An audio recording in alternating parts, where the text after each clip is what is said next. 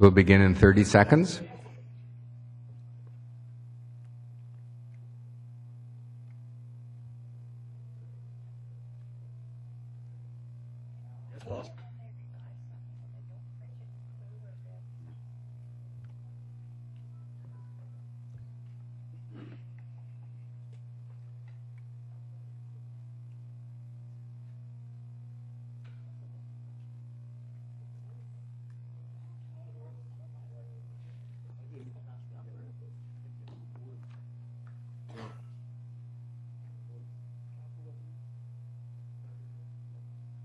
I call this public hearing to order. Good evening. I'm Councillor Terry O'Neill, the acting mayor tonight, and on behalf of the City Council, I would like to welcome everyone to these proceedings. This is a public hearing into the bylaw that will be introduced to you in a moment by the City Clerk. Council for the City of Coquitlam has given first reading to this bylaw and directed that this public hearing be held. Staff from the City's Planning and Development Department will present a summary of the proposed bylaw. The floor will then be open to anyone in attendance who wishes to present his or her views on the proposed bylaw. Those that have pre-registered will be given first opportunity to speak. I stress to all of you that this is a public hearing. It is an opportunity for anyone who has a view on the proposed bylaw to make that view known to council members. Council members are here with an open mind and are here to listen to your input. No one has prejudged the outcome of these applications. It is not a question and answer period. It is also not an opportunity to debate the merits of the proposed bylaw with either council members, staff, or those in the audience who may be opposed to your particular view. That in mind, I ask you to restrict your comments to the proposed bylaw. Be brief and concise as possible. We're asking speakers to respect a 5-minute time limit in order that everyone who wishes to speak is able to do so. Speakers are permitted to speak more than once only if they are providing new or additional information. I also ask that the audience be respectful of each speaker and allow that speaker to make his or her point without interruption. Please refrain from clapping, cheering, booing, hissing, any presentation made this evening. Now, as chair of this meeting, I reserve the right to conclude any presentation that does not relate to the bylaw, becomes abusive, or becomes repetitive of views that the speaker has already made known to council members. Please note, if you wish to provide a written submission to be included in the record of the meeting, you must hand in that submission to the clerk prior to the adjournment of the related item on the agenda. Please also note, council may not receive any additional information, written or verbal, after adjournment of the public hearing and prior to consideration of the respective bylaws at the next council meeting. Now, immediately following adjournment of the public hearing tonight, a regular council meeting will convene so that council may give consideration to items on the public hearing agenda. However, if during the public hearing, council requests further information related to an item, consideration of that item will be deferred pending receipt of the requested information. I will now call on City Clerk Jay Gilbert to introduce the bylaw on tonight's agenda and Planning and Development staff to make a presentation on the first item. Thank you, Mr. Chair. Our first item this evening, our only item this evening, is an application to amend the zoning bylaw in order to revise the distribution of the industrial density permitted on 2 of the lots in the CD1 Comprehensive Development 1 zone for the Waterfront Village Centre neighbourhood, commonly known as Fraser Mills, as well as to amend the industrial parking standard on 1 lot. This is bylaw number 4698.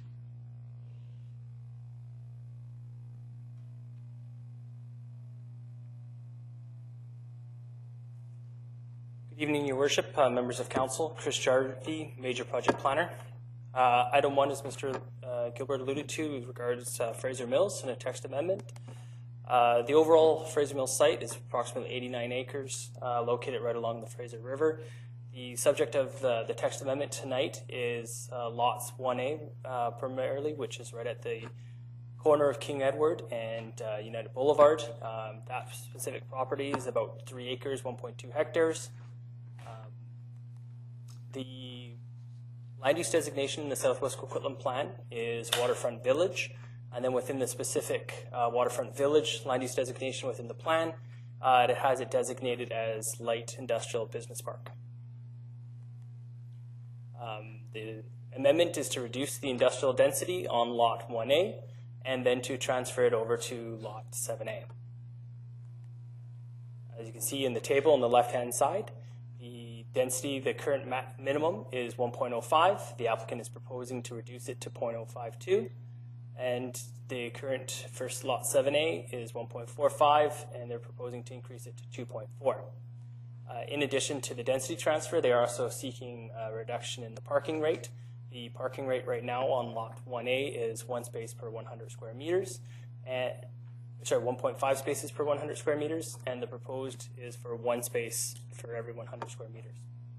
And the GFA proposed for the building on Lot 1A is 6,346 meters, which equates to 64 parking spaces.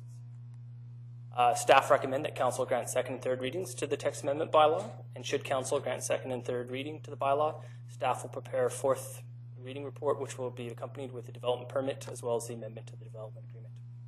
Thank you. Thank you, Mr. Jarvie. I have a speakers list with one name on it, John Davis. Please, John Davis here. I'm going to identify yourself and give us your address as well, your residence. My name is John Davis, and my address is 3765 William Street in Burnaby. Thank you. Your presentation, please. I do indeed. Good evening, Acting Mayor O'Neill and honourable council members, and thank you for the opportunity to speak before you this evening regarding our company AG Hare and our proposed new head offices and manufacturing facility in the pending Fraser Mills development. My name, as already stated, is John Davis, and I'm the co-founder, along with my partner and wife, Lottie Davis, who is here with us this evening, of AG Professional Hair Care Products. Lottie and I founded AG Hair in the basement of our home in 1989 with just 2 products and a borrowed $5,000 and a desire to build a successful Canadian professional hair care company to compete with the dominant US imports generally found in salons. A lofty and some would say naive goal considering our financial position at that time. Initially, we used a third-party manufacturer to produce our products, and these were delivered to us in bulk containers in order to save time and money. Lottie and I hand-pumped the products into smaller bottles and label them by hand in our basement of our home once our two young girls were in bed. My days were spent knocking on salon doors to create awareness and generate sales, while Lottie looked after our 2 young girls, the financial side of our business, and came up with more exciting ways to market our brand. After a few years and countless struggles and setbacks, our products and our brand started to gain traction and became widely recognized across Canada. Soon after that, we had distribution in the USA, and today we have expanded our distribution to Taiwan and Australia, with plans to launch in South Africa later this year, followed by Europe in the near future. Mr. Davis, thank you. This is a land use issue. I understand, and it may not seem that I'm on point, but if you'll bear with me for 1 second, Thank you I'm very an interested party in the property at King Edward and United Boulevard. And okay, I'll let you proceed. I just wanted to make sure you're heading in the right direction.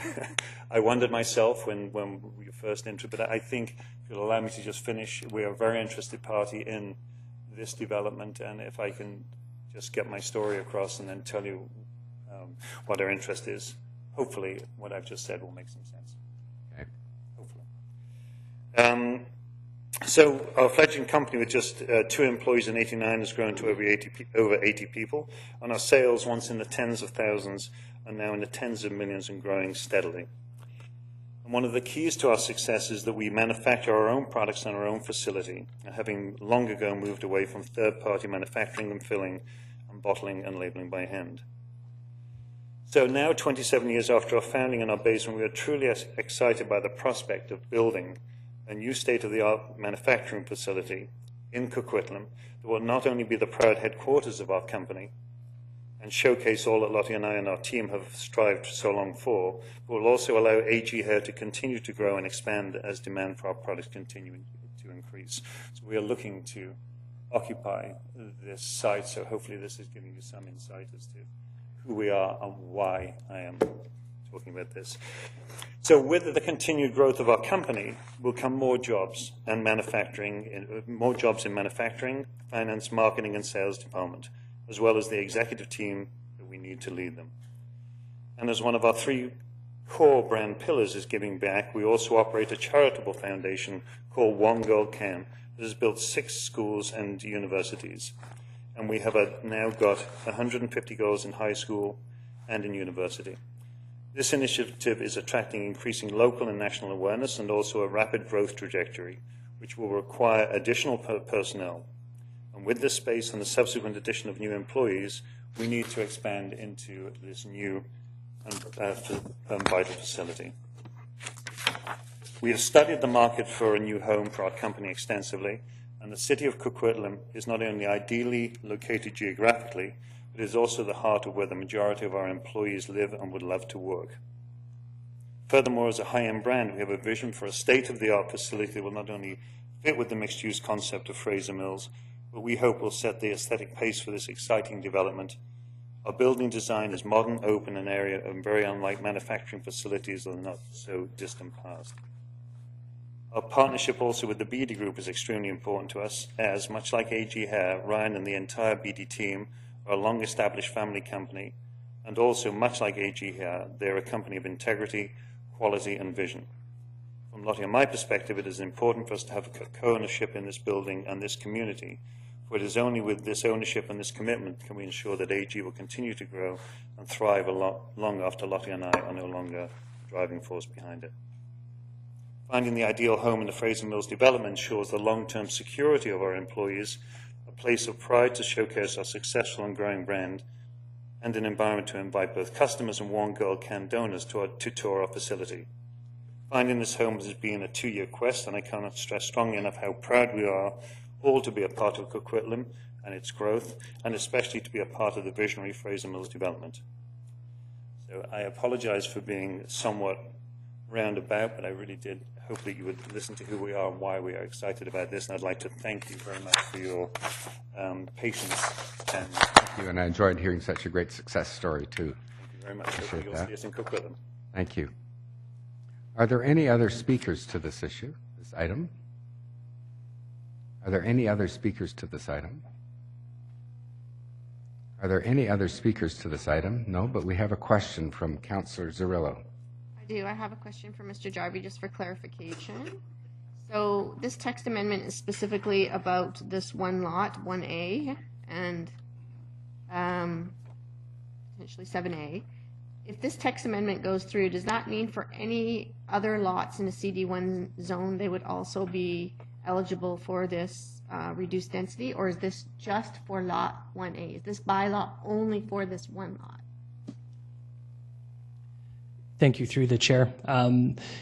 The CD1 zone applies to the entire Fraser Mills area, all the lots that would be within that. The specific density transfer is isolated just to lots 1A and 7A, and it will not affect other properties, as well as the parking rate being requested. It would only apply to lot 1A. But if we change the text amendment in the whole bylaw, how does that not apply to other lots? The way the wording in the bylaw is it's specific to that property. Okay, so there, if they wanted to change another lot later, there would be a new bylaw? Correct. They would have to come in for a further text amendment. That's all I wanted to know. Thank you. You're welcome. Thank you. I'll ask again, are there any other speakers to this item? Are there any other speakers to this item? Third and final time, are there any other speakers to this item? Seeing none, I declare the item closed and the public hearing closed. We will reconvene as a city council meeting in a few minutes when the clerk gets everything set. Thank you.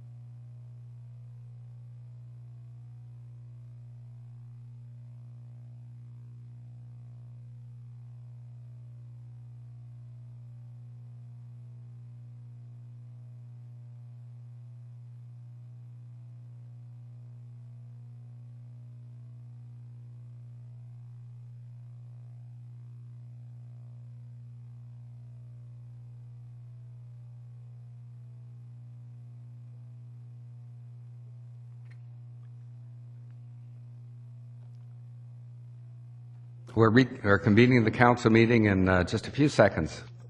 Councillors, please take their seats.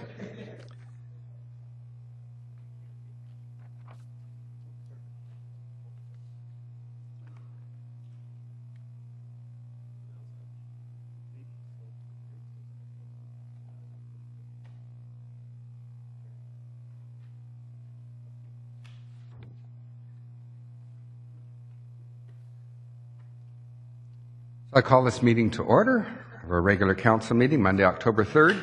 And speaking of dates, I'd like to take a trip down memory lane for a second at the beginning of the meeting. On January 1st of 1983, the federal government adopted the metric system. In June of that year, Brian Mulroney replaced Joe Clark as leader of the Progressive Conservative Party. And finally, 2 days before Christmas in 1983, Jean Sauvé was appointed Canada's first female Governor General. That's what the encyclopedia tells us about that year, but at least one other notable woman made her entry into public life in 1983, and that would be May Reid, sitting to my right, who was first elected to Coquitlam Council that year. May took a break from council several years later, but returned to elected life in 1998 and has been on council continuously since then. Overall, she has served this community as councillor for 25 years, a feat that was celebrated with great enthusiasm last week at the annual convention of the Union of BC Municipalities. Last Thursday, May was welcomed into the UBCM's exclusive 25-year club and given a much-deserved long service award. She joins two other Coquitlam civic politicians, Lou Sikora and Jimmy Christmas, to have been so honored, an exclusive club. I'm sure I speak for all of council and indeed for the entire city when I say, well done, May. Coquitlam is a better place today because of your service. Congratulations, May.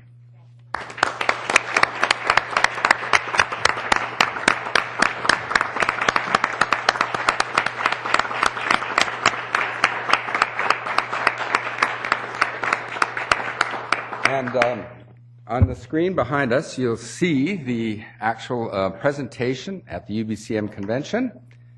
And that's the incoming and outgoing head of the BC UBCM with Councillor Reid in the middle. And this is the wonderful acknowledgement or certificate of appreciation that she received that evening. And May wanted City Hall to have it for a few days, and you're going to get to keep it for a few more days, May. Congratulations again. Did you want to say anything? Hang on a minute. Yes, go ahead. Well, what I didn't know about this was what Mr. Gilbert told me, was that the UBCM, which I did not know, has been around for over 100 years. That's even longer than I have been. But, you know, I was quite amazed at that. And there are 120 people over the 100 years that have got it. So I didn't think it was, I thought there'd be more people dumb enough than like I am to be 25 years here, but that was quite eye-opening to me. So thank you very much, all of you. Thank you, May. And so, to the regular order of business, Mr. Clerk.